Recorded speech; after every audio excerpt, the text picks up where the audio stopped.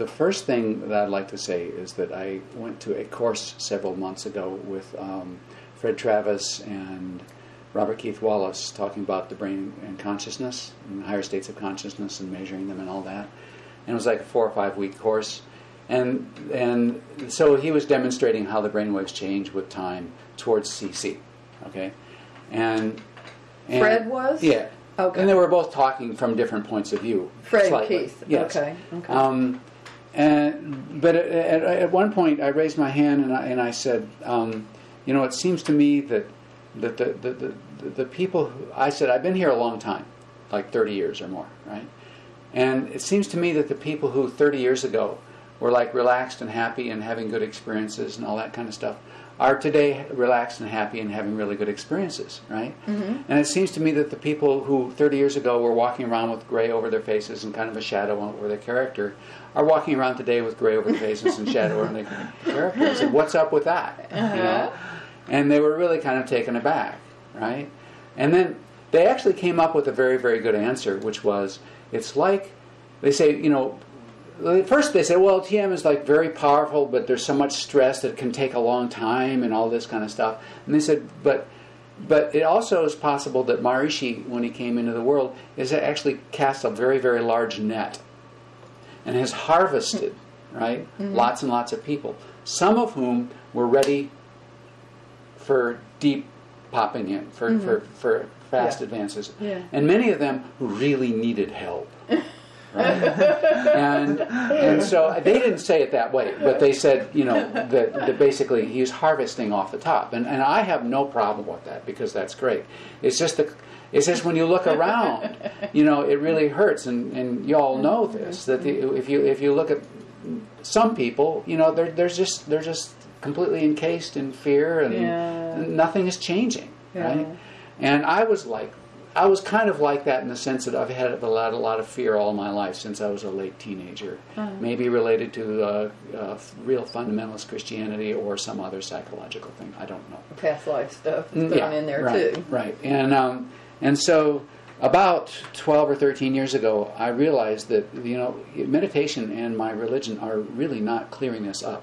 Mm-hmm. And what I need to do is learn how to open my heart and be on my own terms. I need to, because I was having this war between Maharishi and the Christian way of looking things that was just ripping my heart apart for like 20 years, right? Wow. And so I would go to the liberal Catholic Church, and that's like Christian ritual underlaid with New Age philosophy, right? Which was a nice way to kind of weave it together. But after a while, I said, no, I don't even want that. I want to learn how to do it, how to let go, how to be, how to love. And so I started out, and this took like a decade. And I started out learning how to let go of anxiety by mere intention, which I'll explain. Then that was fine for a while, but the next winter, I used to get SAD, the winter kind of depression, which my depression got worse in the winter. Right. And so that next winter, it didn't seem to work that much, so I said, I need more work. And then I developed a technique to open the heart methodically, right? Mm-hmm. And that felt really, really, really good and sweet. Right? And then the next winter or the winter thereafter, I still got depressed again. And then, so I realized I need to learn how to do something with my heart once it's open. And what developed was kind of like an Aikido of a martial arts of the emotional structure. Exactly. Right. So basically, I have this mnemonic that I was teaching Dorothy. That mnemonic, which means it's a visual or auditory symbol of something else. It's like an abbreviation, only it's a physical. So like this. This mnemonic goes like this: let go, open the heart, and then being the love. Right? So letting go, opening, bringing things towards you into your heart without judgment. And then once that's done, letting go and returning the favor to the creation and pushing love back to the creation. Right. And so then having done that, and I'll tell you the techniques in a little bit, but once you practice, and these are like simple perceptual tricks, really, that happen, that shift you, shift. They're just simple tricks that you play on yourself, right? But your mind doesn't really know their tricks and shifts into the opening and the beaming, right? But these are done with physical objects as you're moving, which I will tell you about in a little bit. And after you practice them for a while, it's like you have a new kinetic, mental kinetic muscle set that is used to accepting things that are coming towards it and then beaming love towards them, right? And so once you can do that, then you can internalize the practice. Exactly, you really got it. You can internalize the practice, and as thoughts come towards you, let's say thoughts of fear, rushing towards you, you can, having learned how to accept little things coming, you can go, all right, and you take the fear, and then you beam love, and fear disappears, and then I'll tell you more what happens, right? I'm with you. I'm right on this. I know you are. Yeah. I knew you'd love I've talked to Marcia about something like this. Okay, great. Well, let's go on. Okay. So,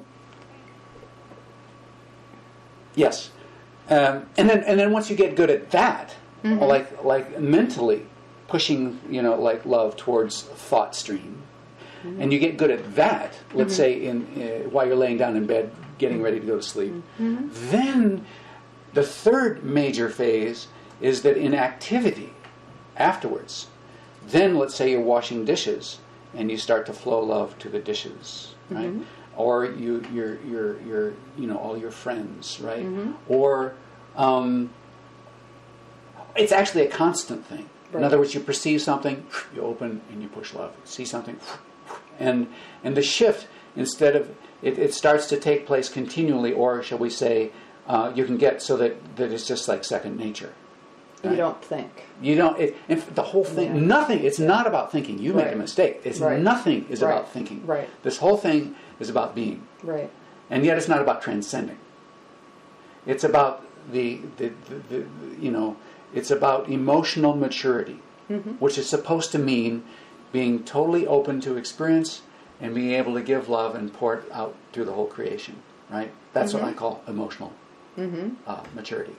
So by the age of like 20... Bruce, isn't this part, doesn't that have a transcending element to it? Because you said it's like you let go. Yeah, of surrender. Course. Why I interpret the letting go as just relaxing. Now, people like you, I was telling Dorothy, this is like trying to teach religion to God. This is crazy. What am I speaking to you people for, right? But it's so cool, Bruce. I know it's so cool because I love it. I love it. Yeah. Right. And there's okay. Let me talk about the letting go. Right.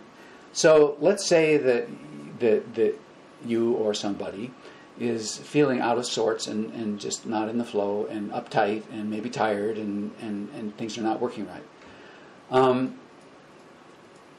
I won't tell you the whole story of how I came on it, but I kind of more or less invented it or cognized it, mostly invented it in the middle of a night when I woke up, as was usual with me, with fear just rushing at me, thinking about I didn't pay a bill or the world's falling apart or my girlfriend left me or whatever, and this was very common for me ever since one of my early courses. This has been happening. Oh.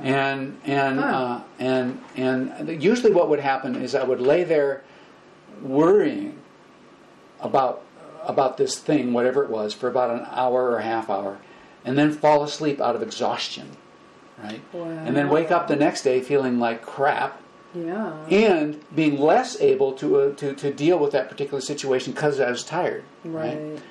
And then I developed this thing that completely reversed the thing, especially with the second or third technique, which I'll be talking about. But in terms of letting go, the theory is that if you feel out of sorts, what you do is intend to let go, release, relax, or surrender, just in intention. Right. The second thing is that you listen, as it were, for any kind of hint of a positive change in your body, mind, spirit, soul, emotions, anywhere in your body. Any tiniest thing, right? And if you're like most people, right, that thing may be so fleeting that you say, oh, that's not it, right? Well, what I realized is that these things, let's say you're uptight and some friend comes and looks at your face and says, hey, relax, you're loved, you know? And for a sudden you can just kind of let go and you feel good. And then when they leave, about a couple minutes later, the worries crawl back on the shoulder, right? And what I realized is that people might say, well, then so suggested relaxation doesn't work. People might say that. But what I realized is the way properly understood, these things could be called relaxation events. Not necessarily the full-blown state of relaxation, but properly understood, a step along the way, right? So then comes this technique. You intend to relax, release, let go, or surrender, whatever the words mean to you.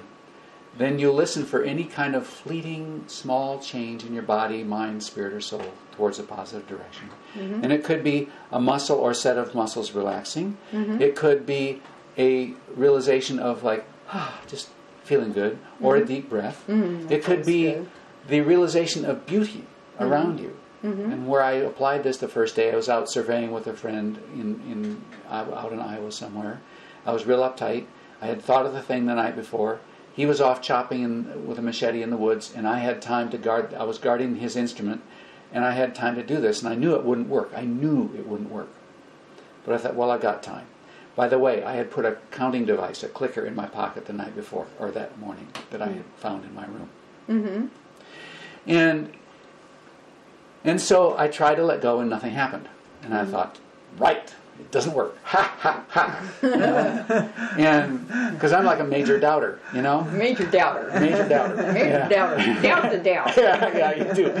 And so, but I thought, unfortunately, I had the time, so I might as well try to do it again. Yeah. I tried. And after 3 or 4 minutes, it seemed like I just relaxed a little bit, right? But then it disappeared. So I said, yep, it doesn't work.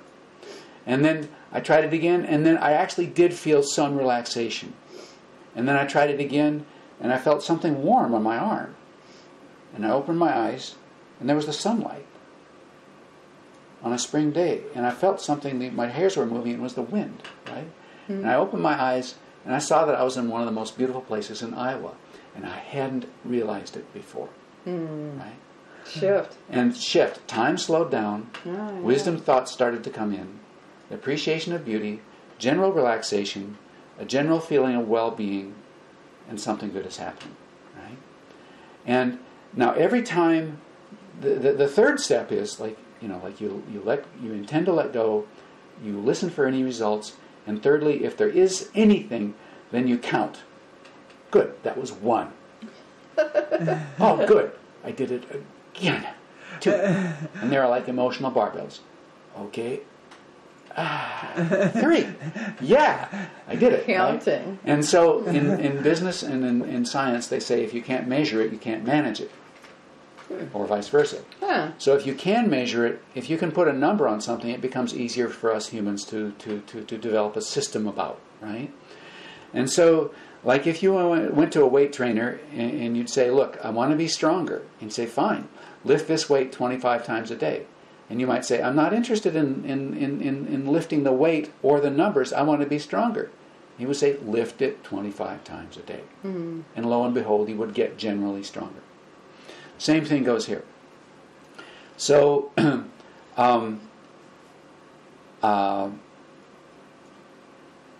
I learned that the more I would do this in a particular day, 3 things would happen. Number 1, it would get easier and easier to kind of click into a larger space of joy. Right? Secondly, I began to get more and more aware of or be taught my nuances of what it means for me to shift or let go or relax. You see, I tend to hold my shoulders tight, right? So I notice, oh wow, they're relaxing, right? Or other people might have an emotional problem that would start to release, or all these types of things. So you get more aware of the nuances of your own nervous system of entering into joy. And the third thing is that the results are accumulative. The more times you do this, the stronger the generalized results get. So at the end of that first day, like I had done it something like 80 times, and I was absolutely Wow. flying. And my boss had no idea why I was so happy, but oh, I feel good. Right? So I developed, I was telling everybody that this is like the cat's meow, and this is what you need to do to feel really good. And then, as I said before, when winter came, I got depressed again. So I realized I needed to do more work. So the second technique came from that. And this is as simple or even simpler. This is called the opening the heart. Mm-hmm. Suzanne, if you want anything at any moment, water or tea or anything, Oh, okay. just let me know. Yeah, water might be handy. Okay. Just room temperature. Okay. Yeah. So it's okay, right? I'm right with you. Okay, you're probably way yeah. ahead of me, but listening. No, there's no ahead here. Nobody's ahead. Okay. You're just describing something very dear to me that I've been doing with different words for quite a while. Good. So I'm Good. enjoying your perceptions and angles. Good. Yeah. It's a very important I know. thing to do. And that's just the first thing. The second thing is like once you are generally relaxed, then you start to, like most of our hearts are kind of frozen, whether we're relaxed or not. Like you might have some friend, who's kind of kapha, but his heart is kind of like not. Right? So having learned how to relax, then it turns out that what we need to do is just loosen the heart. And there's this, in my system, there's a specific technique for this. And what it is that it's a movement technique, not a TM movement, but it's a moving technique, literally moving technique. And the reason becomes apparent later on. And in this technique, you go for a walk or you're driving. Somehow you're moving, right?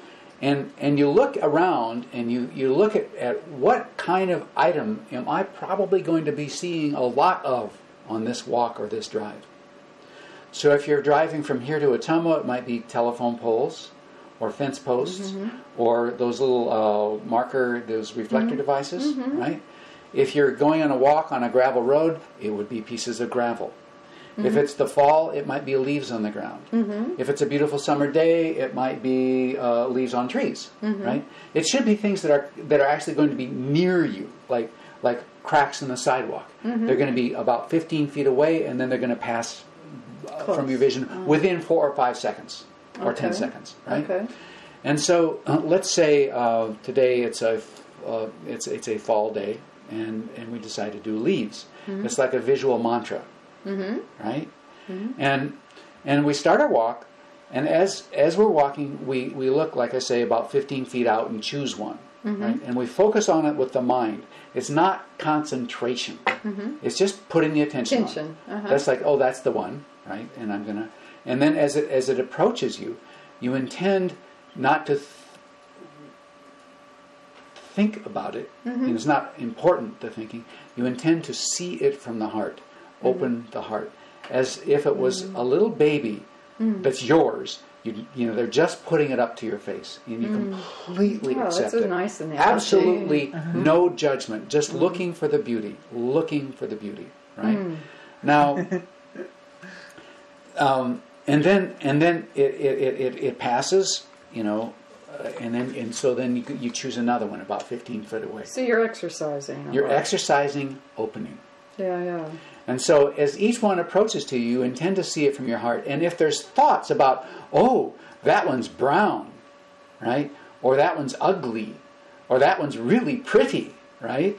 Or that's got sharp edges, those are all irrelevant. Right. It's only about the opening, right? So you're walking slowly, and you open, and you open. And that's the only thing that's important. And what happens over time is, number one, is there tends to be a shift. Boom. And you tend to get the same results as we got in the first thing. These are generalized results that happen in all the three techniques. It's like time slows down, right? And the chatter in the mind decreases. Wisdom starts to increase. And what wisdom really means is that you simply becoming aware of the full capacity of your mind. I don't really channel, I don't, I don't call it stuff from God. It says, He gave me this brain and I might as well use it, and here I am, And another thing is perception of beauty. Not only in this particular twig, but you look up and say, oh my gosh, what a beautiful day. Even if it's raining. Right? And so, but the specific result for this technique, besides the generalized ones that work for all of them, is that there's this incredible sense of sweetness about the next leaf or the next twig or the next crack in the sidewalk. So you find yourself, when you've got the shift going, you go, oh wow, there's another pebble. Oh, there's another pebble, and they all seem to be magical. And if somebody was walking with you and say, come on, you're nuts, why don't you look at the flowers? Look at you, see the pebbles. And I mentioned flowers, we don't use flowers. Because they're pretty. Because they're already supposed to be pretty, and we feel guilty if we don't appreciate that. Right? And so no, we just intend to open to the most simplest of objects of nature as they are moving towards us. So there gets this sweetness that starts to develop, like it's almost hypnotic. And you love this, right? That means it's time to shift gears. So we had, it's like a 3-speed gear shift we've got. Number one is if we always go to the highest first. If we can't be in the top gear, then we shift down to the second one, which is opening. If we can't open, we shift down and we try to let go. And then we move up and up and up and up. Right? And we always try to start at the highest thing we can do, which is, right, the third technique is like once we get into the sweetness thing, then we know it's our time to return the favor of the flow of love. There's two types of love. One is acceptance without judgment. That's passive. That's the Mother Divine, just accepting. Then the other kind of love is active. That's like the emanation of love or power or good intentions or goodwill or healing power or whatever you want, blessing, right? And it's not asking the rock or the stone or the person to be blessed by some other entity. You are doing it. Right? It's active. I believe that the ancients felt that our job was to act as channels for God's power, and I believe that they actually blessed the rocks and the trees and the twigs. And I felt that they felt it was their responsibility to bless the nature. That's just what I feel. And what I'm doing is, okay, let's assume that's the case and see what happens. And lo and behold, right? What happens when you get onto it? Oh, I need to tell you how to do it. Is that this sweetness has developed, you're walking along, and now you stop, and you take those same types of object, maybe, or other simple objects, and you'll look at one, and instead of drinking it in, you see if you can push it across the universe with the power of your heart. It's just projecting. It's concentration with the mind, and in fact, it's just all your power on this thing. But it's mainly about the heart, and you're taking all of the power that you can muster, and you're just pushing it towards this thing. And it's not about words. Now, I'm not an esotericist. I don't see visions. I don't see auras. I don't see lights. I don't see anything. But when I get into this, it feels like, it's like there's a cone of energy. It feels like there's really something happening. And in fact, it feels like, oh wait, this is not about me anymore. This is the power. And I'm doing it. I can't believe it. This is great. And so instead of it being about how I feel relaxed or do I feel sweet, it's like, oh my gosh, I'm the power. I'm doing it. Right? And it's not about me anymore. Right? And so you do this on an initial object that's near you. And so the focus is very near you. Then if that is successful, and again there's this shift that takes place where time again slows down, and wisdom thoughts and perception of beauty and relaxation. You know there's something happening. But the thing about this one is that there is a feeling of power. Yeah. Right? Yeah. I'm sure you're aware of that. And once you do it successfully with one, and again at first it may be fleeting and you just think you're just imagining things, but just keep working on it until the shift takes place. And then you start focusing on something a little farther away from you, and you intend to push the love towards it, right? And then another one farther away, and even farther away, until finally, let's say you see a barn, 200 yards off, then you're pushing love or power towards it, or a tree. And then you keep doing it farther and farther until you're looking at the far point of the horizon, rushing love towards the horizon. And it's wonderful, right? Now, these are 3 perceptual tricks, right? One might say, so, like you're tricking yourself to feel better, okay? Mood making, right? But it turns out that, as I said before, once you have practiced these on the outside, literally outdoors, moving, accepting, and then pushing love, and kind of getting it, right? It turns out that you have this internalization capacity of doing that in general, and then you can start, as we said, doing this towards your own thought stream. So, doing it towards your own thought stream after you get proficient at doing it towards outside objects. It's like it's usually the last area people tend to clean up. Yeah. So I'll tell you how this started, how the inner work started, was that I had been practicing these things during the day. Hey, Bruce, do you mind if I interject one small thing? Absolutely not. Thanks.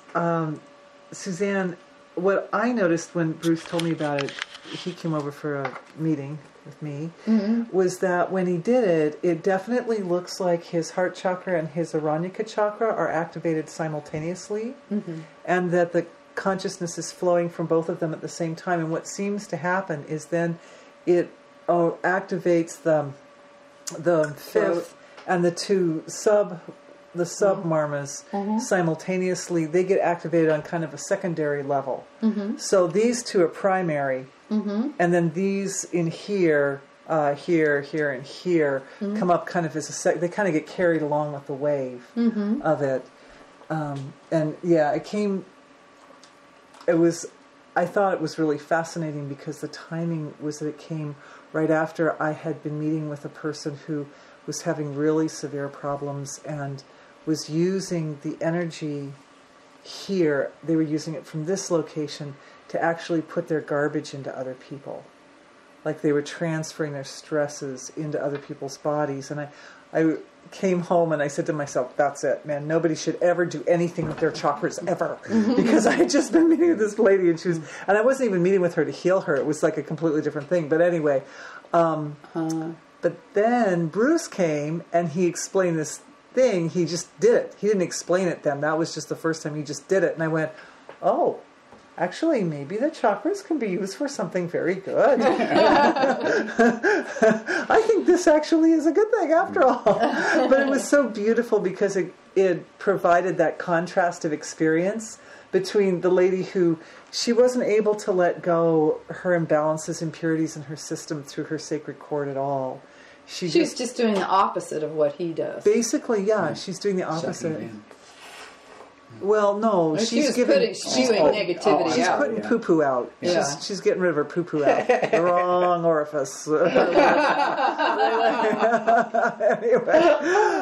Anyway, it was good to have had that experience and then have this experience by way of contrast. It solidified the whole thing, and I felt like nature was organizing or orchestrating it in that way to make it clear to me that this was a really nice thing that Bruce has. And Bruce has had this for, a few years now, right? I've been practicing it. Yeah, but not a lot of people have, gotten onto him.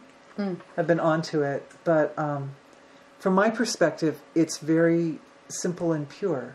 And it's very... I see that also what you do is very similar. You're activating in different like we've talked about since then, being able to direct it with certain spins to get certain specific feelings, or to do it different combinations, and also to combine with their upper chakras too. And so, but anyway, that I just wanted to add that one little thing. Yeah, That's what it looks like to me. And I just was putting that because I know you see too, and if that looks similar to you, but it looks to me like it's this one and this one working together to create the effects. You probably, actually, if you see stuff, you're probably not seeing much stuff today because I'm pretty groggy, like I can do this when I'm... You're better off than you think. Yeah, okay. Seriously. Yeah. Seriously. The thing is, once I use the word you, I mean, it's like teaching religion to God, as I said. But anyway, once this stuff becomes an innate capacity, in other words, something that you identify, this is something I can do, right? Then you can start using it both inside yourself and then towards other people in a very simple, non-esoteric manner. Okay. To leap ahead a little bit, often when I'm just with people, I'll just let go, open, and then push love, and I know that my eyes just soften, and I look, and they just, I'm just totally held in the beauty of them, rather than thinking about what they are going to say next or what I just said next. It's just like I completely appreciating them. But let me back up to how I first started using it internally, and that was. This was a number of years after the first instance of discovering how to let go during the night. Right? And my tendency to wake up in the middle of the night diminished, but it wasn't completely conquered. And so one night I woke up in fear, and in fact it was a rush of fear, and again, it's maybe I didn't pay a bill or something. It doesn't matter what it was because I was very familiar with this type of thing happening at night. And all of a sudden I realized, wait a minute.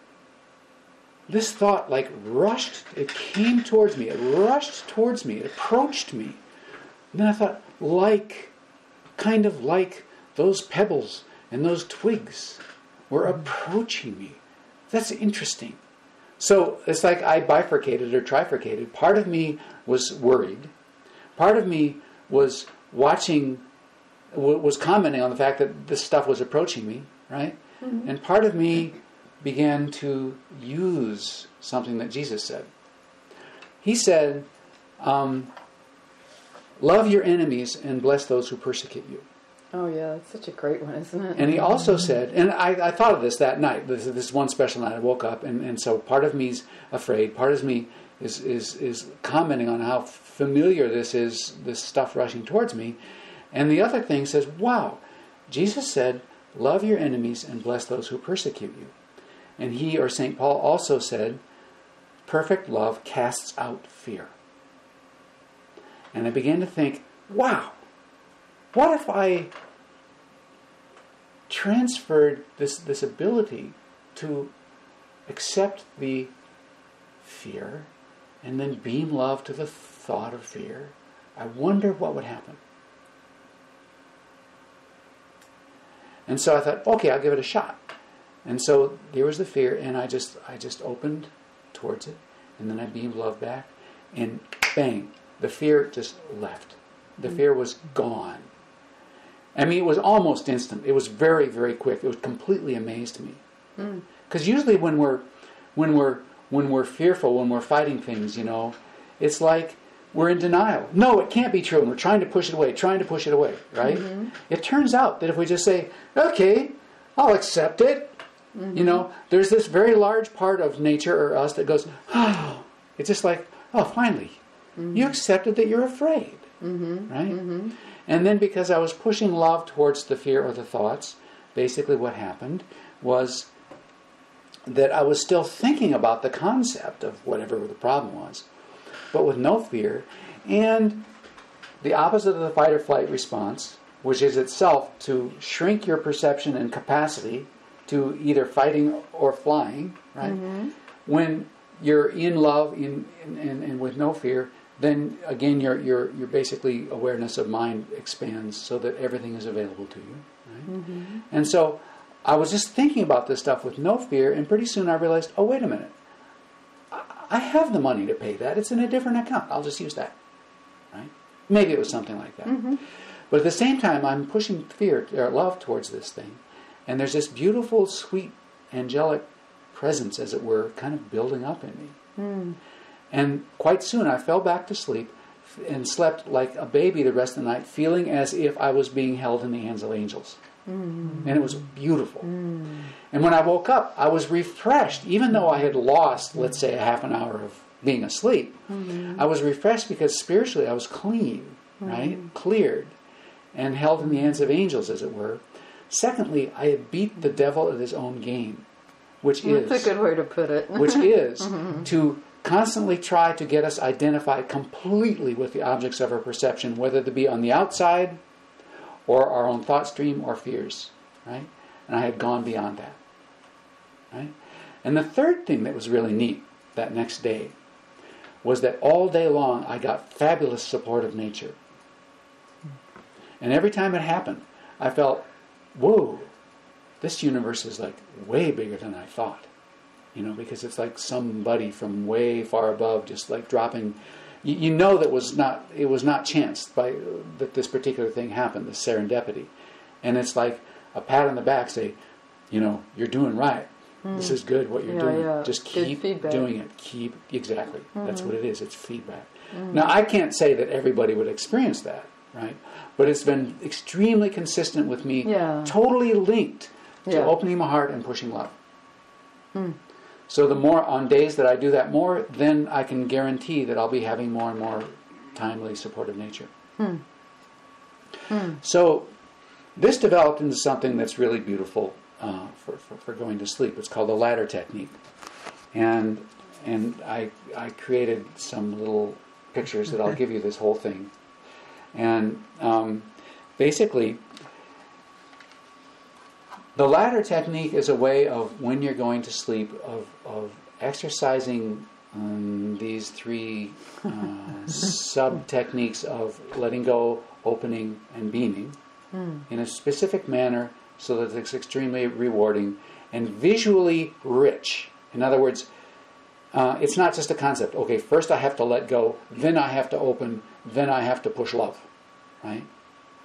So here we go. We imagine that there's a pool of water that's just absolutely, and it's way better than I can draw with a It's okay. illustrator type of thing. There's this beautiful pool with all sorts of flowers around it, with lotuses in it, with beautiful little frogs and birds, and it smells so delicious, and the sun is beaming down, and it's wonderful, and you have your own inner tube, and you're in there and you're going, this is great, this is great, I love being here, right? And that stands when you go to bed and you close your eyes. Okay, I'm going to release. This stands for the process of releasing, like we were talking. Intending to let go of whatever fear or anxiety happens to be running around in your mind. Listening for any kind of release or relaxation or joy. And then going, 1. And then you do it again. Oh, good. That's 2. Right? And 3. Now, by the time you hit 10, chances are you'll be asleep, which is fine. If not, then again you shift gears. You do something. And you get out of the pool, as it were. And there's this path over here that leads to this ladder, etc. And this path is made of gemstones or quartz, beautiful quartz in the ground, with flowers, beautiful flowers right next to it. And this stands for the opening process. So once you've released, right, then you intend to open for a little bit. You won't have to do it it won't take long, right? And what I do is I just imagine a rose or a lilac, one after the other, in my mind, because it's easy for me. If I imagine a pebble, it's hard for me to just open to it when I'm falling asleep, you know. But if I imagine a rose, oh wow, that's pretty, and I open for a little bit. And as soon as I can, I start the third thing, the beaming. But that is a golden ladder that goes up to a platform and a tightrope. Right? And the rungs on the ladder actually at first are base metals. They're like lead, and then there's iron and refined steel, and then it turns into be silver and platinum and gold, and then crystal. Okay? And these stand for beaming at specific thoughts. So you beam at one thought, then you beam at another, beam at another. Now let's look into this a little bit more deeply. When I go to sleep, when I'm laying down, there'll be a lot of little thoughts, like little waves on the ocean, like a little, and then I'm not really aware of their individual content. There's just a lot going on. And then sooner or later there'll be a big ship that comes in. Like, oh, I have to go to Walmart tomorrow. I can't forget, I've got to go to Walmart tomorrow. Or, oh man, I remember my friend today, she was so upset, it's amazing. But you're really captured by this thought, right? And that's like what I call, it's a ship, it's a thought ship. And at first the thoughts are completely overshadowing. In other words, it captures our whole attention. But we're just doing this technique, the ladder technique, we're trying to beam to our thoughts.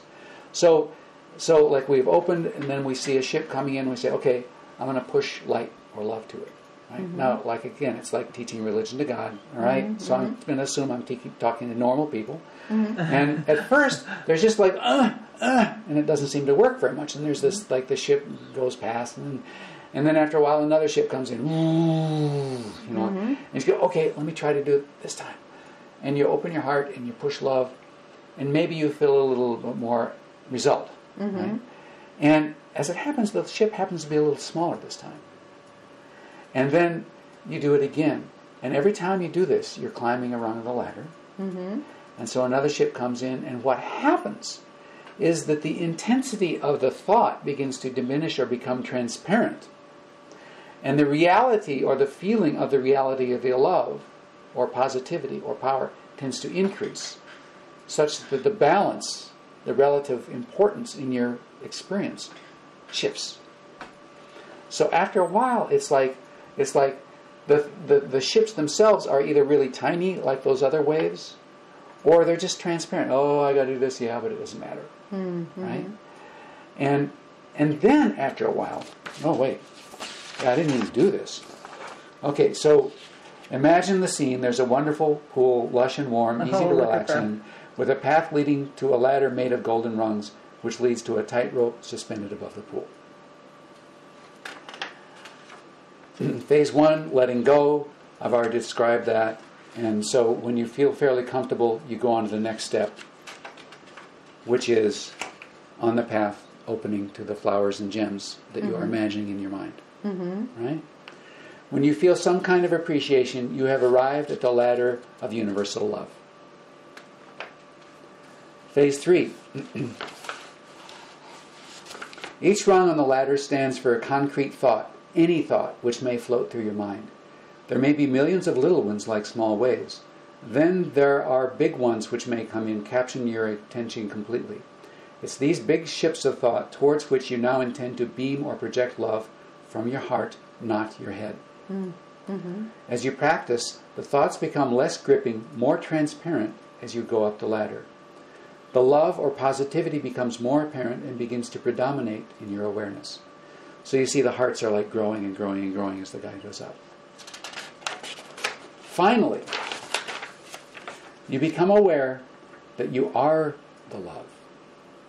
There's no thoughts. There may be thoughts, but they're inconsequential in their weight. They're completely transparent. You are aware that you are the love, and that is all there is. And your ability to project it keeps expanding, right? And so that's your job. It's like the job of an angel. Your practice is angel training at this point. You're beyond the earth. You are training to be an angel. This is what we're supposed to be doing, right? And so you see what you might do. There's two ways to do this. One is that you can just you can start imagining like friends you saw during the day, and then people you know who need help, and then situations in the world which need help, and then the world as a whole, and then the whole universe, intending to heal it. And you just beam, beam, beam, beam, beam. Right?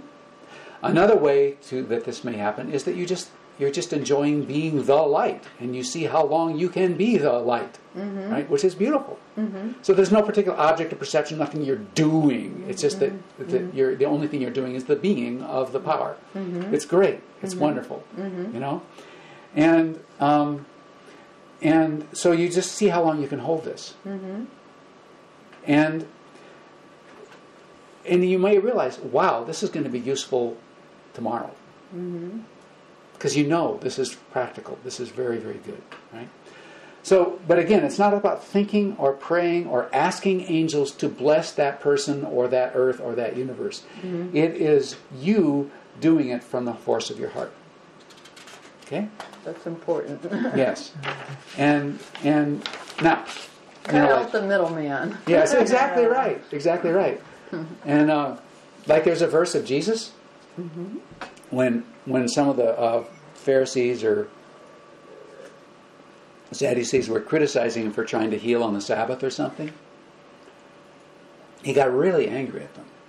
And he turned around, and because they were saying, what are you doing? You're setting yourself up to be the Son of God. What are you doing? And he turned around, you can tell he was really angry. And he says, is it not written, ye are gods? And this is in Deuteronomy and another part. But it's told you will never hear a minister preaching about that. Why? It's our responsibility to do it, not ask for it, to go into it, to develop it. So, having done that, we're up in this. Oh yeah. So we're up in this. We're up at the top, and we realize, oh my God, I'm doing it. I'm doing it.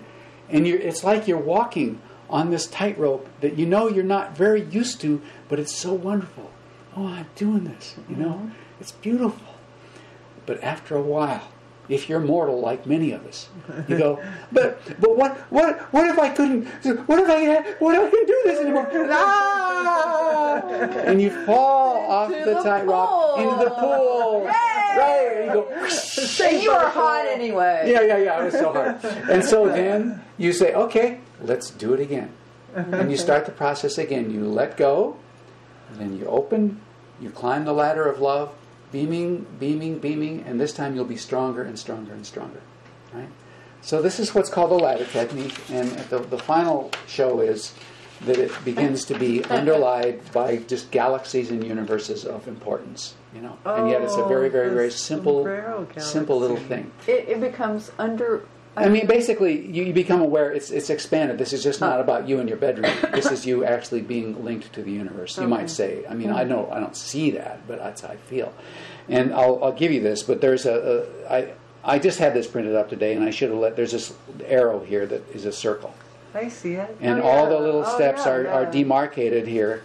And so this is a mnemonic, like we did the hand thing for the letting go, opening, and pushing love. And this is all a pictorial mnemonic of an emotional technique, right? Which you can have. So, thank you. Yeah. And I'll get one for you too. Thanks. Yours will be even better. And so, right. And so these are another way. A long time on this. Yeah, really. I've been working on these for like 10 years. Yeah. But I don't actively push my own stuff. And so with Dorothy's blessings, really, she's like kind of saying, hey, why don't you come? I'm going to have people over. Why don't you do this? And I'm going, yes! But my nature is not to push my own stuff. So this is good. Suzanne, you were saying that you and Marshy had some talks about something like this. Well, do you want to talk more though? I don't want. I do. Yeah, go ahead. And then I would love to hear your because you're story. taping, and I want you to. And Thank you. And so let's see. Oh yeah, and all along this, each one of these techniques, you may develop your own variants, because I am not like a guru. I'm just a person who discovered within the confines of his own nervous system how to break out of his own nervous system. Right.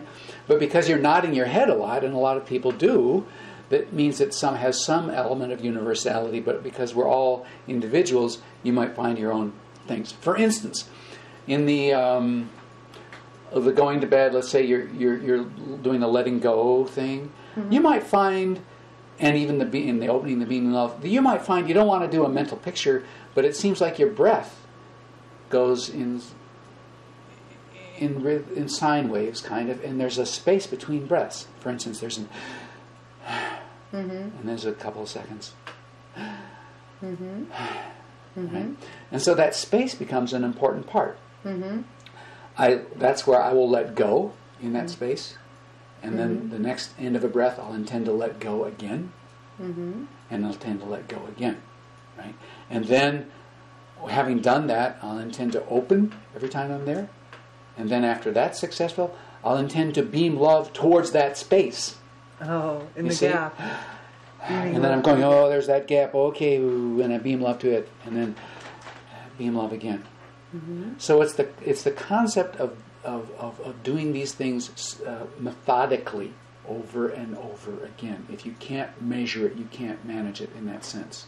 Right? It's very important to use this as a technique, not as just some sort of concept that you try to feel into. These are techniques. Right. You're developing your muscle in that regard. Your heart, exactly what Dorothy said, your heart muscle. You're expanding it. Yeah. Or you're being able to go like this instead of being frozen, which is what we're supposed to do. The keto thing. The keto thing. Yeah. Another thing about L.B. Shriver, he was the first meditator I ever met, and he was up in Iowa City, and he had long hair, and I saw he was flipping people, but in a very gentle way. And I walked up, I said, "What are you doing?" He says, "This is a keto. You don't feel anything." I said, "Oh, come on.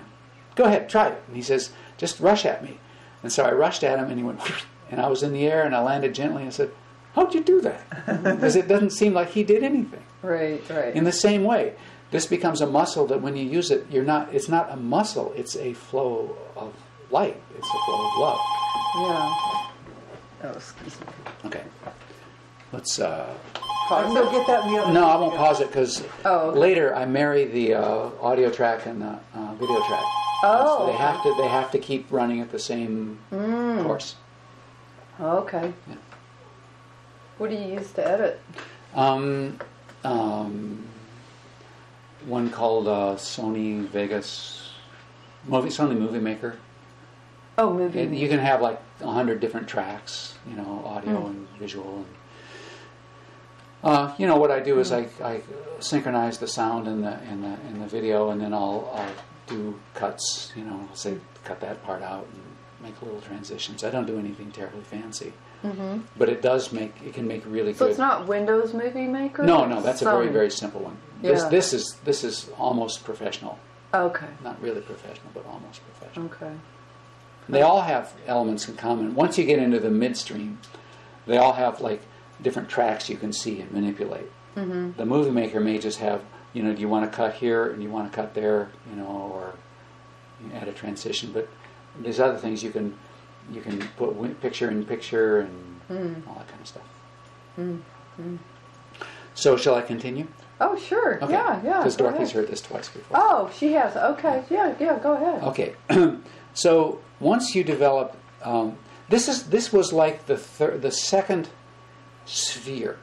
This first sphere was developing using perceptual tricks to develop the capacity to let go, open, and project.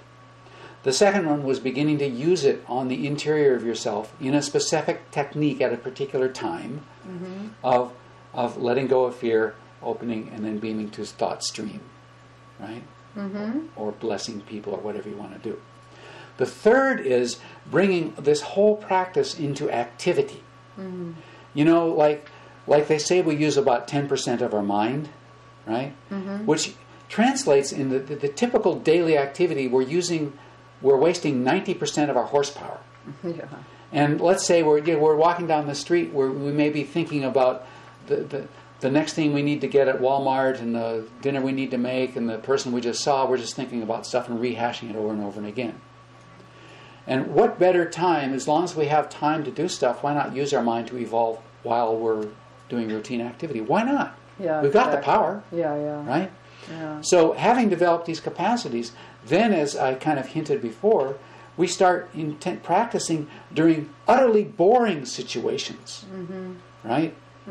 We're not dividing the mind. Right. Because a lot of times, hardly any of the mind is being used. Right. Right? Right. So we're washing dishes and we start doing this thing. We start, appreciating, and then we start flowing the love in a totally Zen-like fashion towards the dishes or towards, it doesn't matter. It's whatever's repetitive, So boredom goes out the window.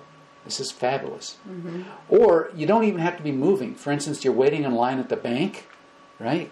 And you look at the wallpaper and you see a spot, a flower or something on the wallpaper, and you open, you let go, you open, and you beam love back to it. Mm-hmm. And then you pick another one, and another one, and another one, and another one. Or people, right? Mm-hmm. It's just the process that's important. Yeah. So I have a website that someday will be developed called Free Behind Bars, right? So a guy in a jail cell, right, could be looking at little spots in the wall and become totally emotionally mature. Mm-hmm. Right? So what you do is you intend to bring this type of thing more into activity until basically you become more likely than not to be in the flow, rather than being caught up in worry. Mm-hmm. Worry is basically repetitive thinking, which never goes anywhere, which comes back to the same conclusion, which is pointless itself because it's a problem again. And it's based on a constricted mind. Yeah. And when you open your heart, your mind expands. And so you become present and enlightened, more full of light. Now, having done these, I haven't spoke much about people, and that's the next phase. One time I was in New York City with visiting some friends, and I had a clicker in my pocket, a counting device, and I went on the subway between Queens and Manhattan. And while I was on the subway, this is 2 weeks before 9/11. This is in the very nascence of my whole practice, right? I just discovered the letting go part. But I was using a clicker a lot, because it really helps to nail down the skill. Mm-hmm. Mm-hmm. And but on the subway, I thought, hey, what if I just? I looked at the people and said, ooh, everybody's got this gray face. Why don't I count the happy faces I see today in New York? And so I looked up and down the subway car, and people were reading or being quiet. And there was this shadow over their face, no emotion, no apparent emotion, no light or liveliness. And then the door opened, and this little lady came in, and she had kind of a little glint in her eye and a little smile about her. And she just came in and she sat down. I thought, wow, that's one. Click, And I went and sat by her, and I said, can I ask you a question? She goes, okay. I said, are you happy? Yes. I said, tell me about it. Why are you happy? Oh, I believe in Jesus. And then she told me the story, right? And I thought, okay, well, that's kind of sweet. This is cool.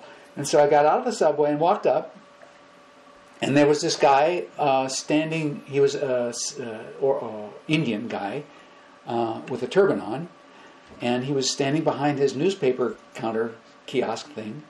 But everybody that came by, he would kind of smile at and just nod to. And he had that same look. And I thought, whoa, cool. And I said, excuse me, sir, can I ask you a question? He goes, sure. No problem. No problem. The question. I said, are you happy? He says, why, yes. And I said, tell me your story. Why are you happy? And he goes, well, I have this guru, and here's his picture here. And he says, he taught me to let go of anxiety many times every day. And I said, oh, wow, that's what I do. So I was talking to him. But then I started to generalize. I said, this is really fun. This is the greatest kind of safari or tourism I can imagine. Because it lights you up every time you see a happy person. And so I'm going to do this all day. And so I walked around Manhattan for 5 hours looking at, there's this stream of people that's coming at you in Manhattan. Constantly. It's just huge, and it doesn't stop. And it seemed like almost everybody was you couldn't see emotion, or they looked worried or hurried. Mm-hmm. And then very infrequently you'd see this person who was just floating along, just in the space. And I'd go, yes! Mm-hmm. And this, again and again I did this, and a good percentage of those people I would walk up to, and I realized that I felt intimate with them. Not intimate, but friendly, free, you know. Because I always would say, excuse me, I'm a psychologist being in Manhattan. Do you mind if I ask you a question? No, go ahead. Are you happy? Yes, I am. Tell me your story. And so, like, sometimes it was people's religion. Sometimes it was their family. There was a large family, loving each other, inter-responsibility, aware of the necessity to not be just the princeling in the family, right? Sometimes it was a special grandmother that took over, just full of love. Sometimes it was, one time there was a beautiful woman standing in Madison Square Garden outside waiting for her friends. And she had the look, what I call the look. You know, it's like just relaxed eyes, kind of half smiling face, just looking off at things. And then there were some people she knew near her, and sometimes she talked to them. But basically, she's just kind of being happy. And by this time, I'd done a number of people around there, and so I thought I should leave because it was getting time. And I was afraid to talk to her because she was really beautiful. And I walked a quarter block away, and then I thought, no, I got to talk to her. I turned around and went back, and I said, excuse me, I'm a psychologist. Do you mind if I ask you a question? And she went, go ahead. I said, are you happy? And she goes, yes. And I said, tell me why. And she said, well, I've not always been that way, but like 2 weeks ago, I took a self-growth program, and I've been practicing it. I said, it's working. Keep it up. And it was so easy that I felt, later I realized that I never felt alone that whole day of being in New York, because I was with friends, and yet we didn't know each other. That's beautiful. And over a 2-day period, I counted. I figured that I looked intensely at about 15,000 faces. Wow. And I clicked 150 times. Wow. The final girl I saw, I said... So what's the ratio on that? Well, 1%, 1 or 2% is how it works. And the last one I saw, 1%. I explained the whole thing, and I explained what I'd been doing, about how many. I said, she said, how many people have you found? And I said, about 150. And she said, you can count me 151. And what I realized out of that day was that several things. Number one is that it's really that joyful, what are apparently joyful people aren't all that common. As a matter of fact, it doesn't vary a whole lot wherever I've been, even in Fairfield. Right? In Fairfield, it's more, but it's not a lot in our society. Right? The second thing I realized is that these joyful people, since I never felt alone, and since I always felt protected, are like the world's largest secret anti-terrorism network. That's a good way to put it. It's called love. Right? And if you're in that space, you're never alone. And they will never hurt you. If you're in trouble, you can go to them for help. Yeah. The third thing I realized is that they're teaching you what you want to look like in a mirror. Most of my life, most days in my life, when I look in a mirror, being uptight, I would go, and I would just continue brushing my teeth because I just didn't want to face myself. And this is a very, very large part of my life. Wow. When I started doing this and getting into the space, some of those days I'd go, whoa, you are so beautiful. You know? And then I would feel like totally at home with myself. Right? Then what I realized is that beauty, that's what beauty is. The physical beauty that God creates in certain people, women especially, is like, it's a trick. It's like to make you like your heart open, you know? Yeah. But oddly enough, if you notice a person who's in the space of joy, they are so attractive, it's unbelievable. Yeah. Right? Yeah. And so what you do is you learn to look for that. Yeah. Because those people are your teachers, are our teachers. They're like the salt of the earth, right?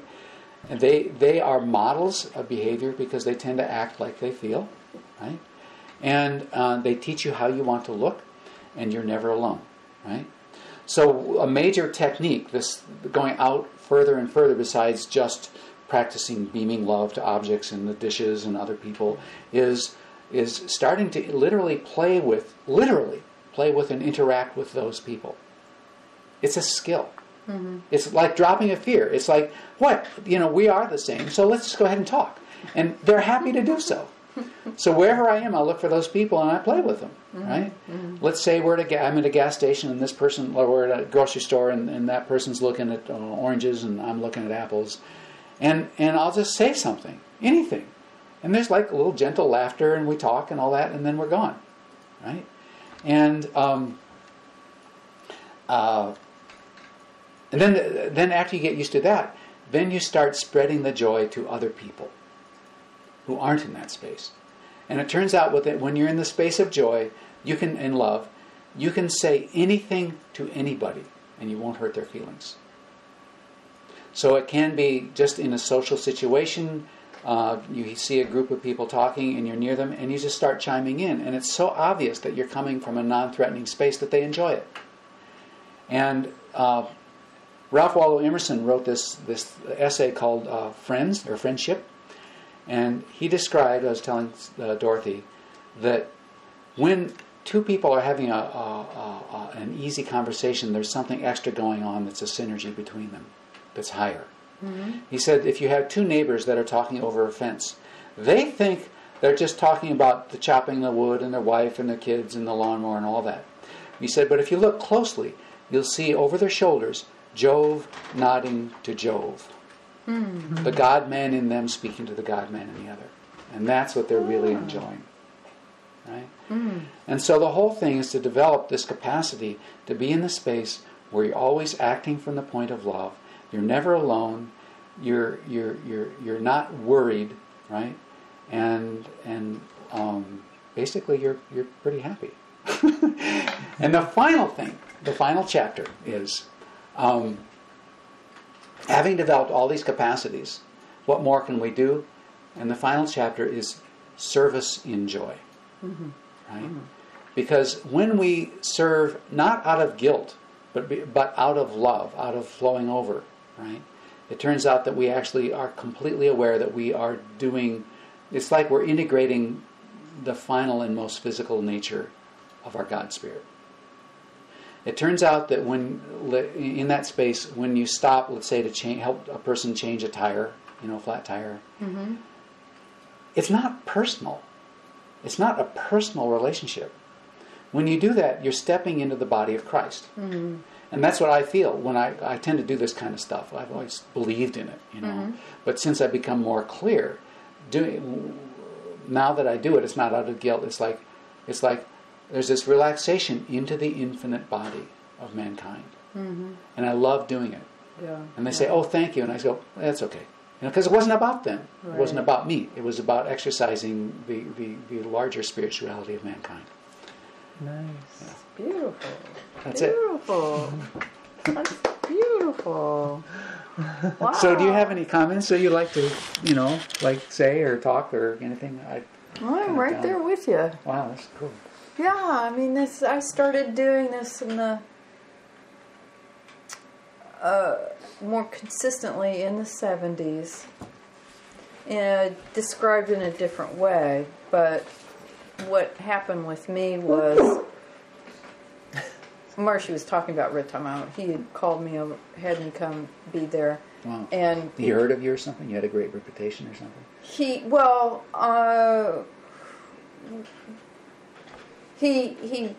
kind of singled me out when I was on a course and stuff, and asked me to come back and all this stuff. Hey, wow, how are you doing? Wow. Supportive nature. Oh God, it's talking about blessings. That was really good timing. He was talking about Riton, and I noticed that if I had a negative thought about someone, something bad happened to them, and I might have felt justified. They were standing outside my door late at night talking, keeping me up late or something. Wow. And they'd get sick. Wow. They'd run into a glass door. They'd drop something on their feet. And I had to immediately switch And so what I did was I noticed as soon as there was any sliver of negativity come out of me, immediately I switched it to positive. And it might just be simply loving them. It might be wishing them better. It might be blessing them with rose petals on their head. Whatever. I switched negative to the positive. I would just immediately do that. And so, like you, it's been a muscle that's been developing. Well, you discovered, at that point, did you discover that you had the capacity to switch? Or you already knew how? Oh, I just, it just immediately came to me. And it seemed out of necessity because I'm not about hurting people, I'm about helping people. So it wasn't congruent with who I was. And so I switched. And it just happened naturally. And it was a more elaborate experience, but that's it in its essence of seeing negativity. It almost kind of appeared as disorder, and then I switched it to positivity or order. Just in an instant, not belaboring, just like that. And so I was going around blessing people instead of criticizing them. And how did you do the blessing? Was it? It could be general or specific. I mean, would you say, "I bless you," or was I it wouldn't just do from anything verbal, and I wasn't even necessarily thinking from the heart, but it was coming from there because I was. When you wish someone better, when you feel that feeling of loving someone, even if someone's acting like a jerk or they steal money from you or whatever, you wish they don't do that to anyone else. And it does two things. Irrespective of whether it has a positive or a negative effect on someone else, which it seemed to have a positive effect on them, it had a wonderful effect inside. Because when you think of condemning someone, it feels dark, tense, contracted. Yeah. Even ourselves, when we get mad at ourselves, it's a contraction. It hurts. And when you're feeling loved, then it feels wonderful. So I'm walking around like feeling this wonderful feelings coming out of me all the time. So you started doing that because you realized that you shouldn't have negative thoughts, so you started attentively doing the opposite. I started, purposely, basically blessing everything and everyone. And I talked to Maharishi about it, and he said, "Oh, this is great, write it up, put it in an experience book, tell others about it." And it's actually been a habit since then. And it's doing what you're saying. It's developing, as we talked about, this muscle inside. And so you're constantly going around transforming and blessing.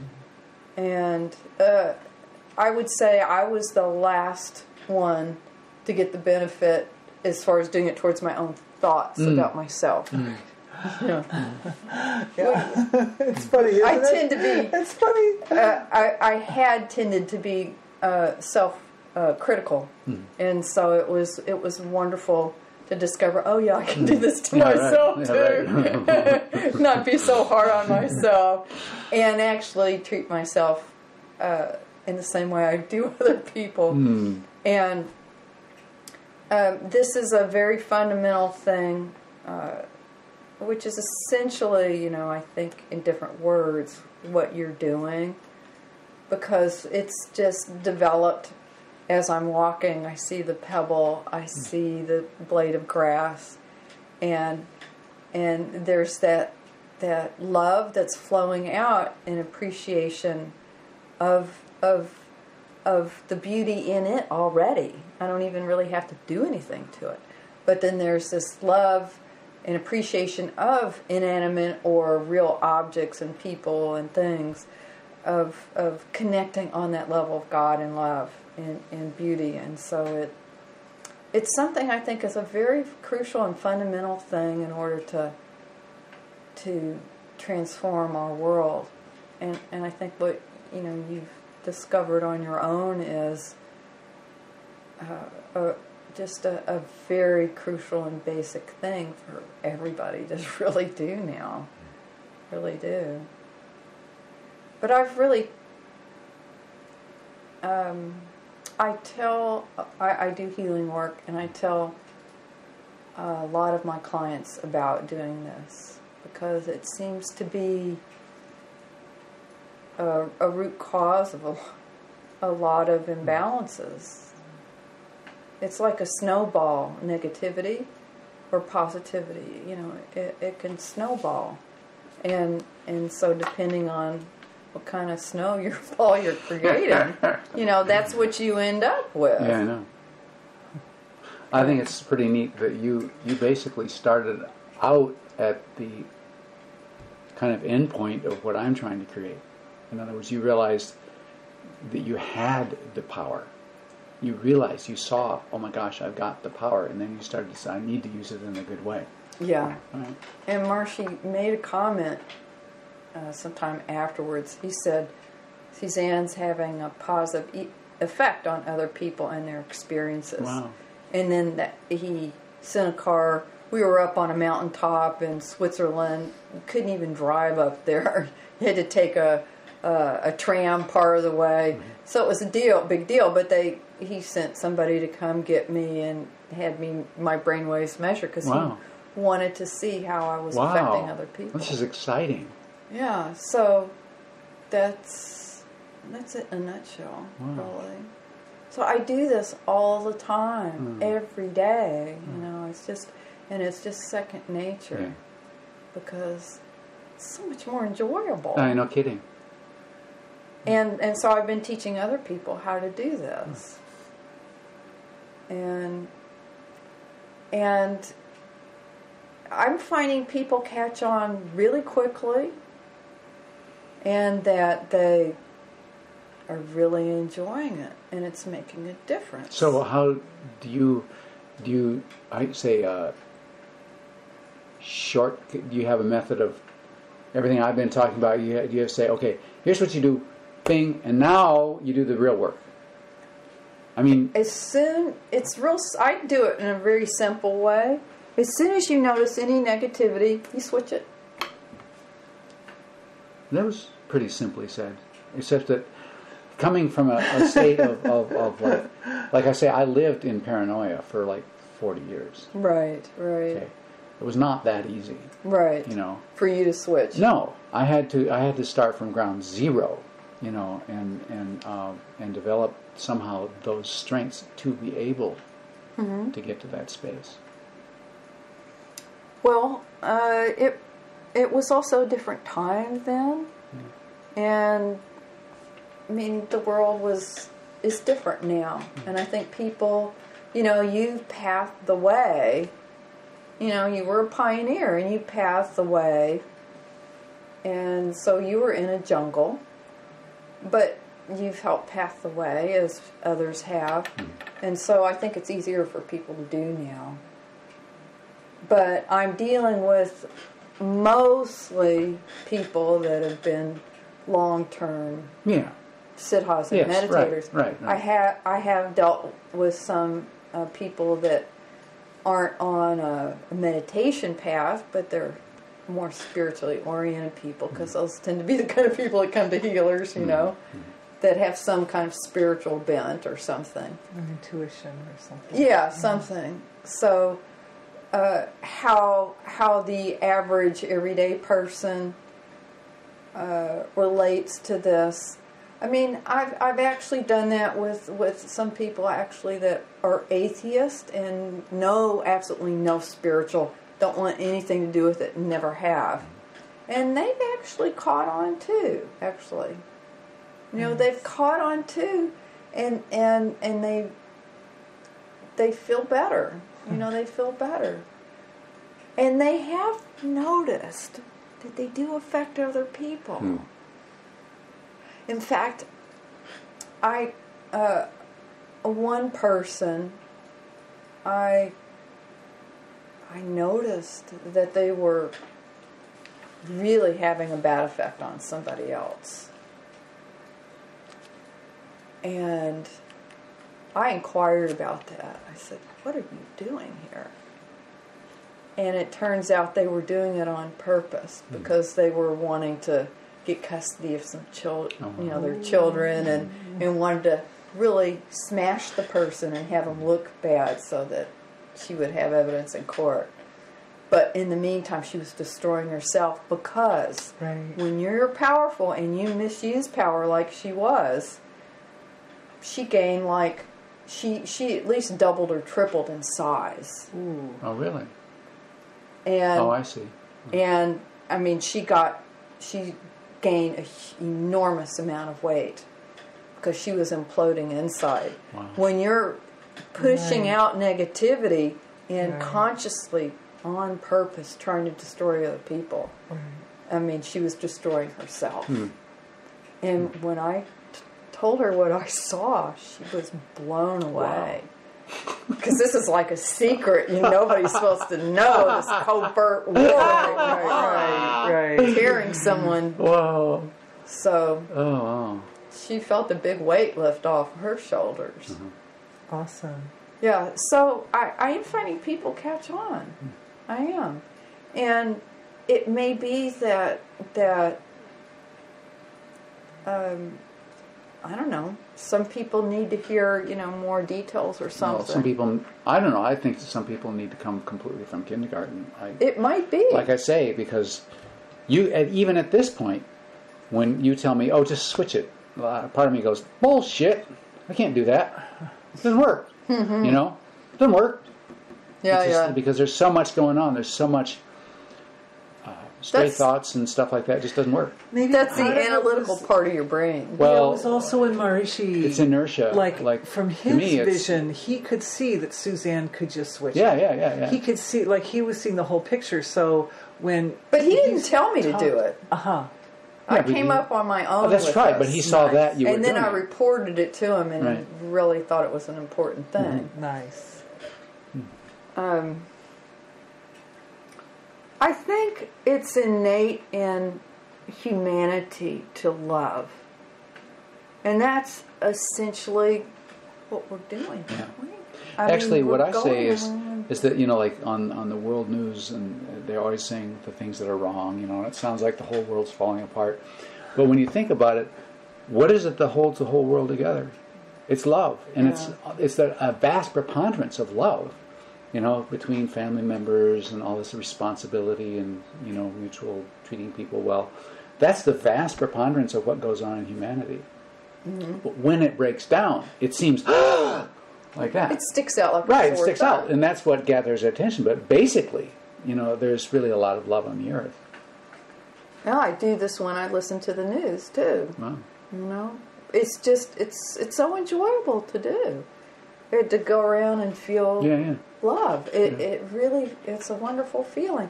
And, I mean, it also just psychologically, that way I'm not polluted. That's right. You listen to the news about what's going on in Syria day after day, and it's like, ugh. But I'm finding it's just like, I don't know, something's also happened over the past years in that I don't feel slimed by negativity like I used to. When someone would come and dump on you and and I don't know exactly what's happened, but not only do I not slimed, I enjoy the process of loving them back. That's neat. I deal with some really sick people in my healing business or whatever you want, non-business. And they come and like I had one lady, you want to hear this? Sure. Yeah. I had one lady who just 6 days prior to coming to me had been told she had this fatal kind of cancer. Maybe she would live 5 years if she was lucky. It's a kind of cancer, even if you do surgery and they've recommended chemo and radiation, it still pops up again. And so it wasn't looking good. And I'd never met her before. She came to me, and I'm telling you, it seems like the sicker the person is, the more juice flows through me. So I was having a great time, and she was like, she came in. You know how when you've like just had a car wreck or near a car wreck, and you're totally out of your body, and but you're totally disoriented in a state of shock. That's where she was. She wasn't anywhere near her body. You know, she was totally discombobulated, shocked, and probably sleeping. You know, all this stuff. Decision. She got so relaxed. She fell asleep. Oh. And then she went into an altered state, she said, of this bliss. And then by the end of it, she was ready to go to the hospital tomorrow and face chemo and radiation. Wow. And she had surgery a few days later. They got every single bit of the cancer. Wow. And didn't need radiation, didn't need chemo, and the grade was reduced significantly. Cool. She doesn't have to do anything. She has her entire life back, and she's looking at maybe 5 years, you know, and I when she came to me, I said, "You're going to be fine," and I'm not saying that just to make you feel good and do some positive thing. I see it. It's a fact. You're going to be fine. They're going to get it all, and you're going to be just fine. You're going to be, in fact, not just fine, new and improved. And she's just totally beside herself. That's so wonderful. Yeah. So, I think some really fundamental things, you know, like you're noticing, and you are. I think some really great things are happening where we're connecting the subtle with the gross, and we're actually really able to help ourselves and each other, I think, you know, a lot more, don't you? Yeah, absolutely. I mean, you notice Absolutely. it with your work, you're helping all kinds of people. There's a lot of fun things, nice things that happen, but I don't really feel like I'm doing it. No, of course You not. know, just being is doing it, sort of. That's what it feels like. But isn't to me. that incredible to feel It's plugged wonderful. in? Yes, it's awesome. I love It's feeling awesome. it. It's like I don't want to be anywhere else. Yeah. I just want to be do plugged. this all the time. That's right. That's all it is, all the time, like that. And you know, I appreciated the sort of simplicity and kind of straightforwardness of Bruce's ability to do this movement of energy through his chakras, because I'd been having the experience for a long time that when being was moving through me to heal, I'd always feel a little feeling right here in my third chakra. I'd always feel a little, just like as if there was an activation of being in that part of my body. It didn't hurt. It just felt like it was a more awake right there. And a lot of times I'd feel it here, to my Ranyaka chakra. But then after that, I realized that being was using these different parts, and here, this one, for different combinations. Like you can combine these two to create an effect.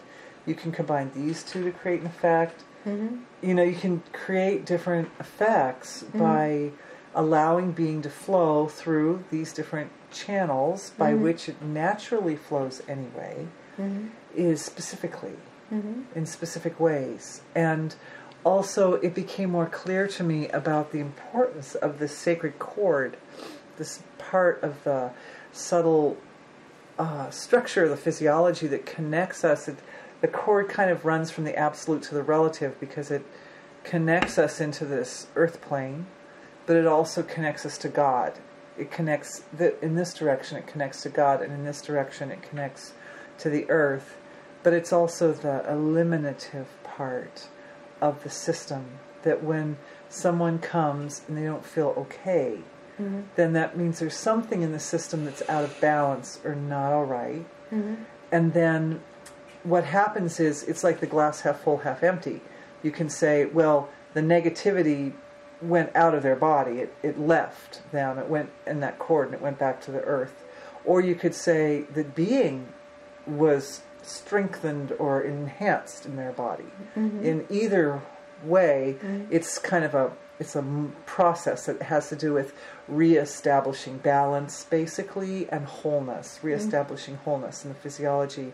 And what I found is that when I let go, then being takes over in this physiology, and it uses the channels of energy in this physiology to like touch where it is that it hurts in them, and then the being flows through that channel and it causes it to and then it does it, you know. And it reminded me so much when we were at your house, because you were doing that work for me, the time you did for me and for Nick, and how it felt the same. It was the same feeling. It was that, and then it did it, you know. And then there's that feeling of, oh, it's done. Yeah. You know, it does it until it's done. And it's a little bit like listening to some kind of subtle music or something. That, you know, the music begins and then it becomes more, and then there's this point where it's at its fullest point, and then it comes down to the cadence at the end. Dun, da, dun, da, da. Then you know you're at the end, and then you look for another. Then then you say, and then you also had this situation or whichever direction being wants to go next on it. But I guess I'm digressing a little bit, but I guess what I'm saying is what I liked about what Bruce was doing was he's kind of brought it into there's a simplicity in this form.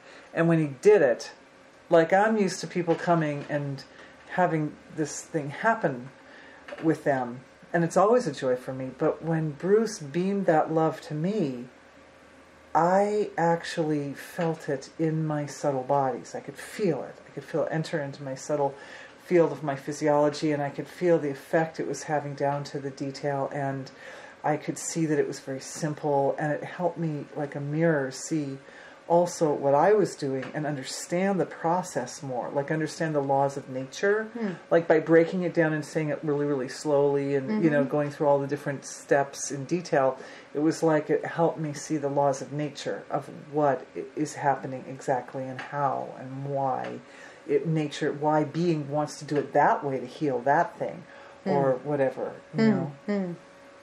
I had a lady come to me about a week and a half ago, and she's not from Fairfield. She came from out of town. And she had this problem that her daughter lives away from her in another town, and she's just married, and she's going to be having kids, and she's living with the husband's parents, and she really feels pinched. She wants her daughter near her, and she wants to be there when she has grandchildren, and you know, I can't even remember if we really directly addressed the issue of the daughter, but definitely being wanted to address all her issues of attachment and feeling ownership over her, you know, all the kind of, she had small connections into it. And then when it was over, her sister, who was the one who had recommended her, I bumped into her in the grocery store, and she said that she didn't know any details of the healing that I'd had with her sister, but she said right after the healing session with me, her daughter called and said she just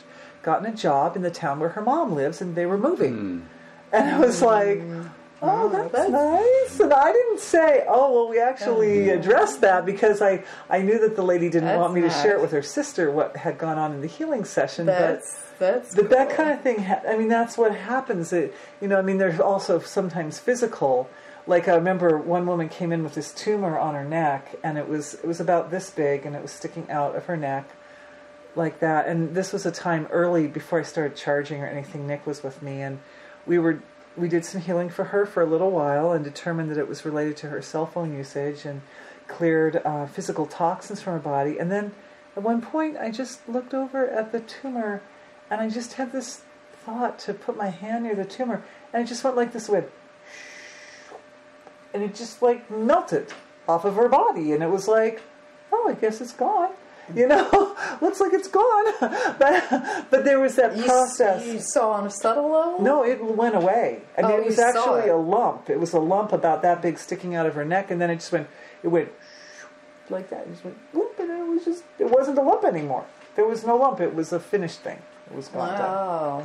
It was just done. So, I mean, sometimes it can be physical, or sometimes it can be like their supportive nature or whatever, but I guess the point is that I value having this time with both of you guys, because we each look at it from our own point of view. to whatever degree of understanding or elaboration or whatever is there, but it really is the same thing. And there were moments today. It's good. It's a different words and different points of view. I think because that would cover everything. It's like a diamond with multifaceted or something that we come together. I definitely feel that we're more powerful when we're together. I definitely feel that I'm more powerful when I'm with a client working with them, than if I'm just alone or something. Right. Even if I'm working with them long distance, it's more powerful in a way. I think maybe that's why sometimes it's harder to work on oneself a little bit, or it can be more of a challenge because it's just one consciousness, it's one field. But when we're three, we're a triple field. It multiplies out like what did Marshy call the self-referral dynamics of consciousness or something. It's like it multiplies itself. The other thing is, while Bruce was talking, at one point you sat down and you were holding your arms like that. And I felt how, as you were listening to him, you so got it, and you were like fine tuning your own energy frequencies, and it was just the sweetness that was emanating from your being, which is so divine. It was so luscious. It was luscious like the petals of these roses, and I heard it, and I thought, oh, it's like making music together. She's humming at this frequency that's so beautiful, so I'll hum at a harmonizing frequency that goes with this frequency that's also really beautiful. And then Bruce was getting the effects of the hum, and Bruce was also humming, and it was just nice because it's... Do you guys have about 5 minutes to listen to have you ever read this book? A Book of Angels. It was one of the first angel books, and Sophie Burnham was remarkably prescient, kind of, and she had a lot of experiences which are very sweet, and he's a good writer. And one of them in the book is where she's finishing up talking about angels throughout history and then her own experiences, and then she says that this one guy took her on and passed. He said she said he knew I was probably pretty good at this, so he took me on a past life experience, and then he saw I was really good at the past life stuff. I mean, just like it. And he said, would you like to go in the future? And she goes, sure, why not? And so he describes what happens to our evolution in the future. And you're talking about a hum, and it's mentioned in there. Oh, that's nice. If you had, I would love either to give this, I can email this because I've got it in text on. Oh, if you have it in text, I'd do better if I can read it. Okay, because it's so sweet. I'm just gonna read you.